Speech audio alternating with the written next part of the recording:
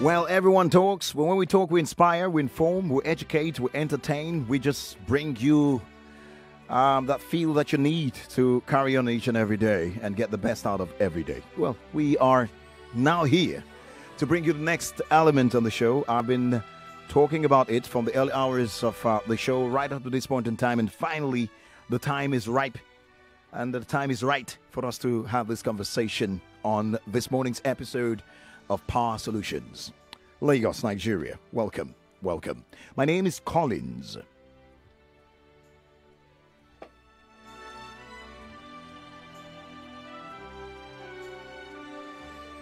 Teke, and I have my co-host and co-anchor on the other side. His name is Dr. Wiebe Boer. Hi, Wiebe. How are you today? Good morning, Collins. I'm doing well. It's been quite a weekend. It was quite a weekend. I mean, to see the power of social media and the young people of Nigeria. That's right. Driving the government to make a big decision. So it was very, very exciting. And maybe, today it's good. We actually have a young person on the show today. Mm-hmm. We need to find a way to drive the transformation in power using the same type of approach. Absolutely, absolutely. Of course, we're here to talk solutions, and you talked about the guest already. So let's bring him in straight up and find out who this amazing young gentleman is. All right, so this morning we have Chibuikem Agbaegbu, who's the country manager for Nigeria of the Africa Clean Energy Technical Assistance Facility. So good morning, Chibuikem. Thank you for being on the show. How are you today? Good. Good morning, Wiebe. Good morning, Colin. Good and well. Great. So I know, Chibuikem, you're an activist. So I sorry that we had to keep you indoors for the show. But after this, you can go do what you want to do. But listen, tell us about your professional background and how you got to be, country manager of such a big program at such a young age. Great, thanks, Wiebe. So my background has primarily been within the off-grid solar space. Really, it's just been there.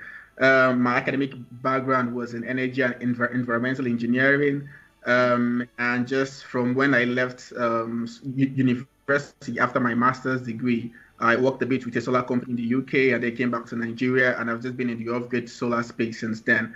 I've just been passionate about driving electricity in Nigeria, and I found this a very good space to belong to and to drive that. So my background has been primarily around supporting associations. I worked with Power for All and the Clean Technology Hub, implementing various donor-funded projects are primarily focused around driving clean energy solutions to rural communities. And so it's just been from one organization, from one project, all the way up to my current position as a country manager for the African Clean Energy Technical Assistance Facility. And it's been a great and passionate journey as well. Tell us about the organization, African Clean Energy Technical Assistance Facility. That's quite a mouthful. What do you do? So in a nutshell, we support the sector. We basically just come in, provide technical assistance or technical support where it's required, both for the government and for the private sector, in terms of what is required to drive the off-grid solar sector, really, or just drive electricity, probably to rural communities. So it is a program funded by the UK government, cutting across 14 African countries, Nigeria being one of them. Okay. And our emphasis is mainly on rural communities, so rural electrification, mainly through standalone solar solutions. So as you're aware, within the off-grid solar sector, we have the mini grids and then we have the standalone solar. So we tend to focus more on the standalone solar sector, which is comprised of solar home systems, productive use products, and the rest of that.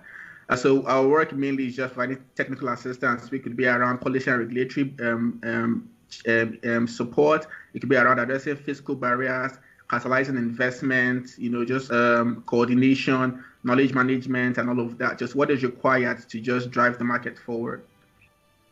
Interesting. So tell us about your views on the renewable energy sector in Nigeria. In particular, how much progress has been made, I guess, in the sector generally, but then also specifically in the area of policy and regulatory support, which is where you focus. I know it's a big question. It is. But if you see over the past, let's say 5 years, really, there's been so much progress within the off-grid space specifically. So within the RE sector, you have the on-grid and the off-grid. Not so much on the on-grid space, but on the off-grid, tremendous progress. We have from negligible sales in about 5 years ago, we have close to about 400,000 sales and adoption of this product currently. You said 400,000? Yes, as at 2019 in terms of sales, Google reported sales in Nigeria. Yes, and you have about 5-6 years ago we had few local companies. Now we have over 100 in the industry association. And then on the policy space, we have about 5, 6, 7 policies and regulations that are focused around the space. You have the renewable energy and energy efficiency policy. You have the rural electrification implementation plan. You have the mini grid regulation. So on the policy and regulatory space, there's been progress as well by the government and stakeholders in trying to create that enabling environment there. So just in a nutshell, a lot has been done. I mean, you have investors like yourself who are pumping in capital. I mean, you won't be here if you didn't have all of that. But in terms of what needs to be done specifically, primarily will be around policy and regulatory coordination and implementation, really, because you have all these policies with all the components that say fine things and all of that, and show the government support, which they are supporting, really. But it's more about the implementation and coordination within these policies. We've also had significant support from the government through the REA from the past administration led by Damilola, then to the new administration, which has been improving and driving this as well. So the progress has been good. We still have issues, but it's been good so far. Now tell me about the organization's investment map for this standalone solar sector in Nigeria. What is the objective behind this? So if you ask anyone in the sector, if you need, what is required to scale up the sector, the first answer you get is finance. It's, we need capital. Wiebe, you say we need capital, really, and that is just what the investment map is really. Is that first step? Is the first step in our access to finance initiative, really, and we address this on two sides, on the supply side and on the demand side.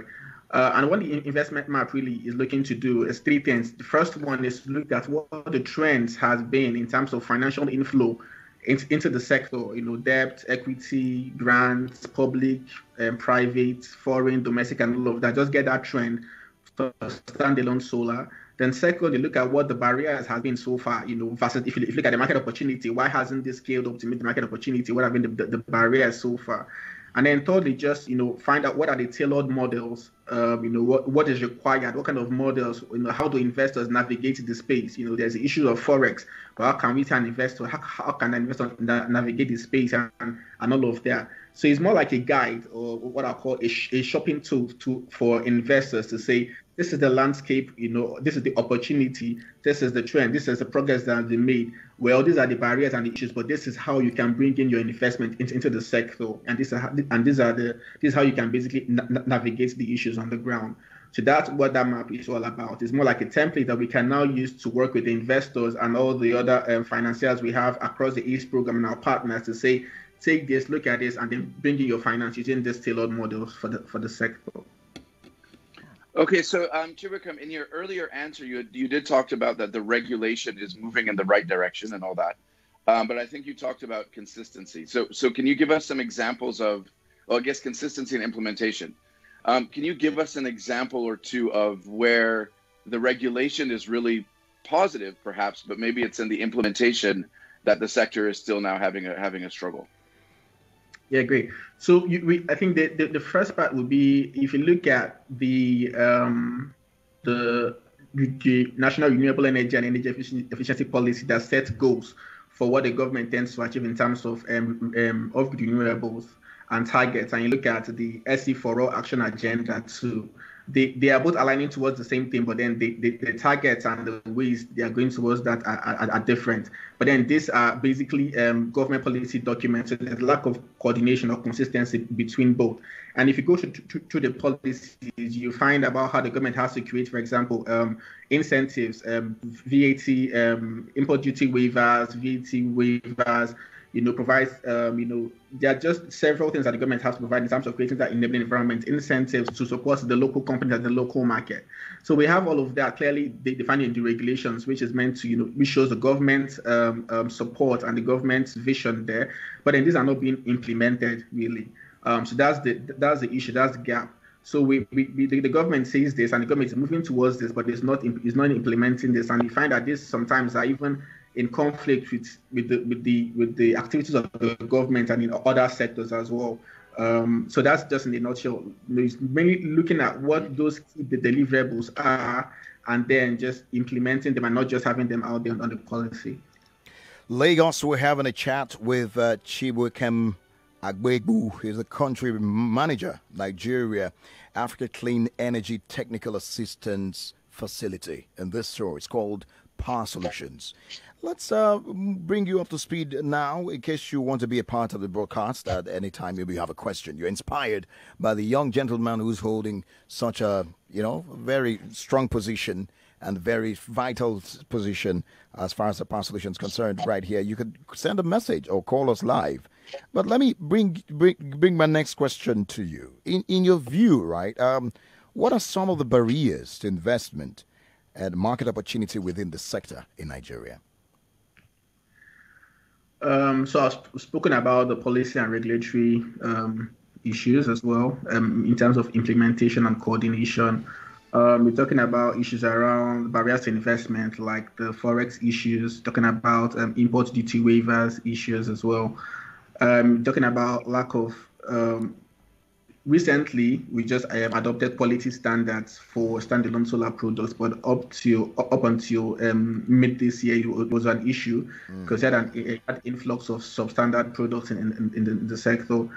So gaps really, I think I'll just break it down in terms of gaps and the gaps and the barriers. The gaps, one of the key gaps I'd like to speak to, the need to actually localize the efforts you're making at the state level. A lot of the policies and all of that at the federal level, but then there's just the disconnect between the federal and the states. So there's a need to actually take this down to the state and the local level in terms of policy and in terms of implementation and increase consumer awareness. The barriers, which would be the policy, which I spoke about, around policy and regulatory inconsistency, forex issues, and other fiscal barriers, really, that tends to limit investments or discourage investors. But then, if you look at this and look at the opportunities where you have, I think there are various organizations that will quote different statistics, but we have, on the average, about 90 million Nigerians that lack access to electricity, and who are ready to pay, and most of them who are using, small-scale gensets and the rest of that. So the market is there. So the way forward really will be in terms of the need to take this not just at the federal level and also but down to the state and the local level. Empower the state government, let the state governments understand the market and create enabling environment at the state level to encourage investment here as well. Yeah. So thanks for that. I love your answers. They're so kind of concise and clear. So listen, the Nigerian government plans for at least 5% of its rural population to be served by standalone solar, SAS, in 2040. Do you see the government achieving this? And is your organization championing any intervention to help? Yes, 2040 is literally 10 years away, right? 20. I guess you're not 20 years away from now. Yeah, 2020. Yeah. It's 20 years from now. Yeah, I think because there is the 90% electrification by 2030 and then 100% by 2040. Yes, so definitely, with the right investment and with the right enabling environment, definitely yes. And I'll speak just mainly, when it comes to that 5%.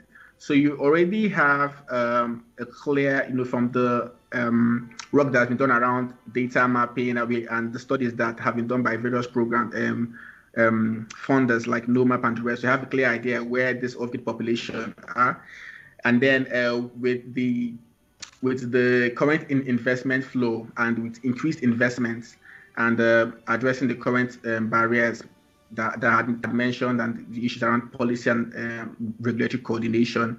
If all of those things are addressed within the next 5 years, then definitely I'm sure that we can meet that 2040 target. So three things: we need the policy and regulatory coordination and consistency and implementation. We need increased investment, so not just keeping the trend we have now, but increasing that trend to get more investment that can meet the 5 million, the 90 million people that are off grid. And then we need the right enabling environment. We need to have what I call indicators. For example, the government has a plan to deploy 5 million solar home system projects. So once those are deployed, after like 5 years, we'll have 5 million products that have reached their end of life. So you need to have like an e-waste plan and and standards, quality standards plan, and all of that. So with all those things put together, we need the next 5, 6, 7 years. I'm sure that we can meet that 2040 target. Now, do you have any current partnerships with the Rural Electrification Agency, that's REA, and the Renewable Energy Association of Nigeria? Well, yes. So we have a good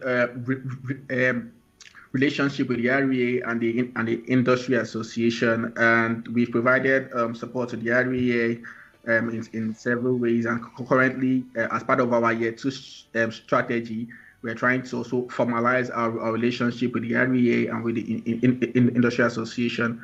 For example, we have sometime this year we supported the REA with their SHS grant selection process in terms of improving the tool that they used for disbursing grants through the Rural Education Fund. We're providing some support around gender and social inclusion, the investment map that we're developing now, and also some intervention we have with the CBN as well. We are doing that in collaboration with the REA. With the Industry Association, RIAN, as well, we also have a good working relationship with them and provide information and data to them where required. Currently also in the process of formalizing that relationship. We just recently launched a global strategy towards supporting industry associations across all 14 countries where ASTAF has presence.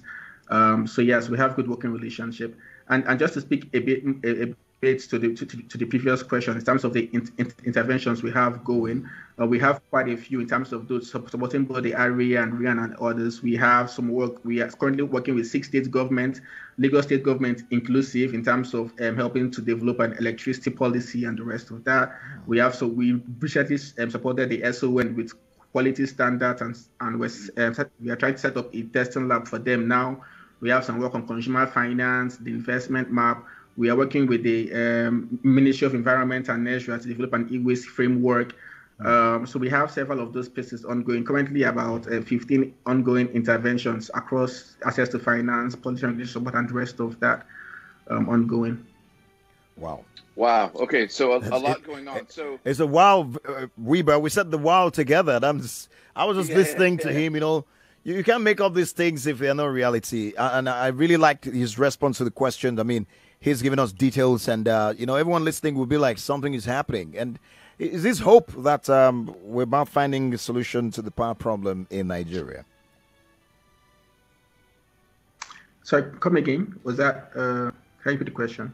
No, I was just saying that with what you're saying, it's showing me that probably there's hope that indeed we're going to have a power solution to the power problems in Nigeria. So I'm just commending the efforts of what you're doing. Wiebe has got the next question.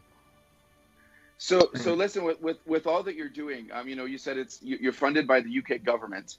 The UK is hosting the next COP or COP, the Conference of Parties, which is the huge sort of annual global event focused on climate negotiations and so on. So what role is your organization playing in making sure that issues related to power, clean energy in Nigeria and Africa are definitely on that agenda? Well, almost every intervention we have ongoing tying into that, really.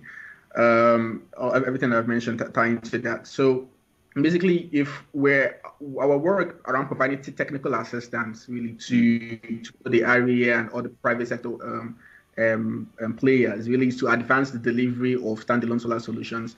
So if through our work and support, all on brings in $50 million, right, and the RWA brings in a few more financing, and sector players means a bit more financing, and issues around fiscal barriers, policy, and state governments take more ownership and all of that, and all those are catalyzed, then definitely, that ties into both Nigeria's Paris Agreement and the work of the UK government, really around the green climate and the Paris Agreement as well. But what we do, just to speak specifically to one intervention we have ongoing, we have a market deep dive across 10 states.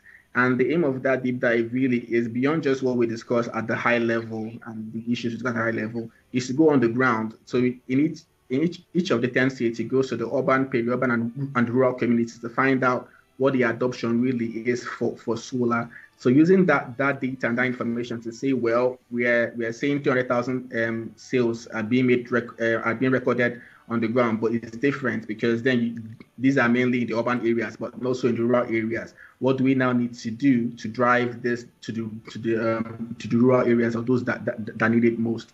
And then designing our intervention such that it supports other. So using this data and designing all the technical assistance that we provide, such that supports the efforts of investors and the area and the government towards improving the delivery and adoption of this. So all that ties into both Nigeria's Paris Agreement mandate and the efforts of the UK government towards supporting both Nigeria and globally in terms of that COP26 as well. All right. Well, yeah. So our time is fast spent, but I'm going to throw in this one last question, and it has to do. I know every Nigerian will want to hear the response to this. So, with the right investment, right, in the power sector, how long do you think it will take Nigeria to enjoy constant power? You and I know that's like the biggest problem. And in fact, some experts have said that if the power problem in Nigeria is solved, that'll be like 90% of Nigeria's problem. And I kind of believe it.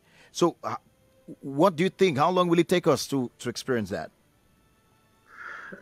So that's a trick question, really. And the truth, I can't. So on the power sector, you have the on-grid and the off-grid. So let me be clear. Okay. I can't speak on the on-grid side because that's a different ballgame. But for the off-grid sector, just like when we had asked the question, really, I'll just reiterate that with the right investment. The right technical support and the right enabling environment within the next 4 to 5 years, we can meet that the government's 2040 target. Okay. So I'll just align here. I'll just stick with the government's plan in terms of driving electricity, offering electricity by 2040, and saying that with the right investment, if Wiebe, for example, can maybe increase the financing threefold.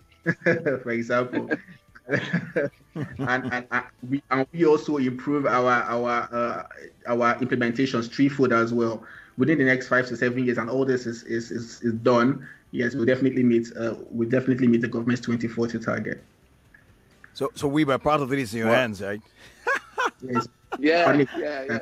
It sounds like a lot of it is in my hands. I think you're putting too much on me, but we'll try to deliver. We'll try. Absolutely. You've been delivering. You always deliver. I know that for sure. So I mean, gentlemen, Wiebe, we have to go. So let me close this out, but I think the listeners, all of them would agree that we've had a really good discussion today. Yeah. And that some of the very complicated, even stuff around COP, the COP, is very, very complicated. It's all about international negotiations and all that. And Chibuikem, you've kind of made all that stuff sound so easy. Simple. Yeah. And straightforward. And I think it's exciting to think that in the next 5, 10, 15 years, it's young Nigerians like yourself who have now had years of experience in the power sector who are going to take the leadership of the sector in this country. And I think it shows that we'll be in very good hands. So maybe that target of 2040 is actually too far away. And by 2030, people like you will be in charge and will bring us there a lot faster. So thank you very much. This has been That's Collins celebrating you. That's So for you. That's for you. Yeah. Well done.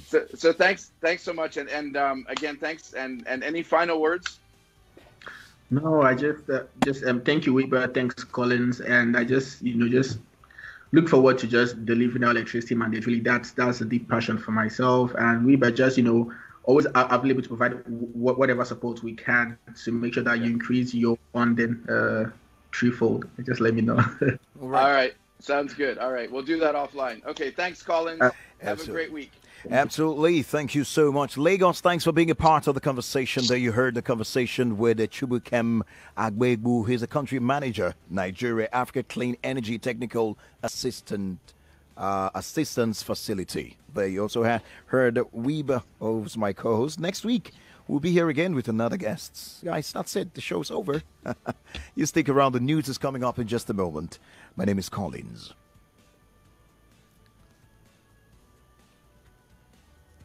Teke, God bless you. God bless Nigeria.